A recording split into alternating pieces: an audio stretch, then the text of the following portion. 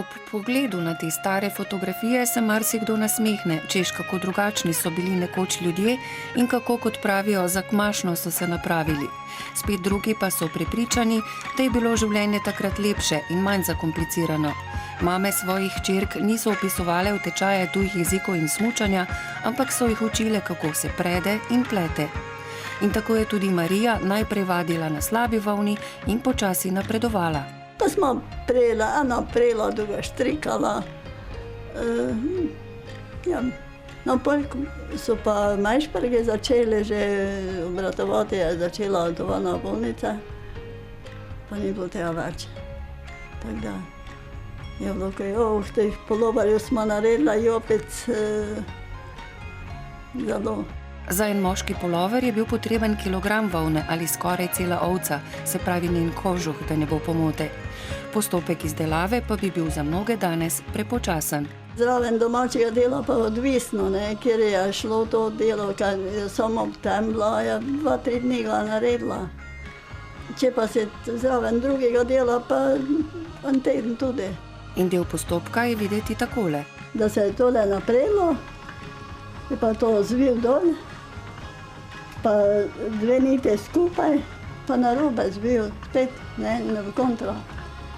In potem se naredile take štrenke, pa se je oprala volna. Če niste vedeli, tudi ovca so oprali že pred samim striženjem, da so se tako znebili odvečne maščobe na volni. Če boste kdaj srečali kolovrat in vas bo zgrabila želja po predenju, pa bodite pozorni tudi na to. Da je volna lepo, včasih smo rekli, zgrabešljana, narahljana. Pa da znaš lepo enakomerno, da ni debelo tanko naenkrat. Pa pravi ritem z nogo je treba ujeti.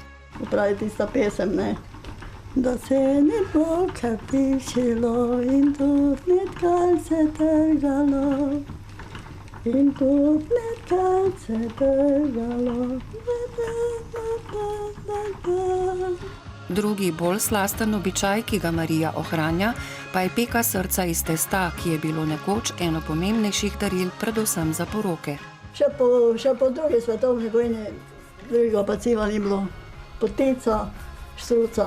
Tako kot večina je tudi Marija imela na začetku nekaj težav. Katastrofa. Je pa bilo treba peče, zdaj pa nisem vedela. Prvič sem jo samo videla, soseda nekako, pa nisem tako dobro opazila.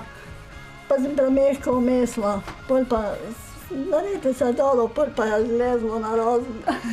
Tokrat ni nič lezlo narazen, najljubše pa ji je spletanje kitk iz testa, kar je predolgo odreže in nato vse dele oblikuje v srce.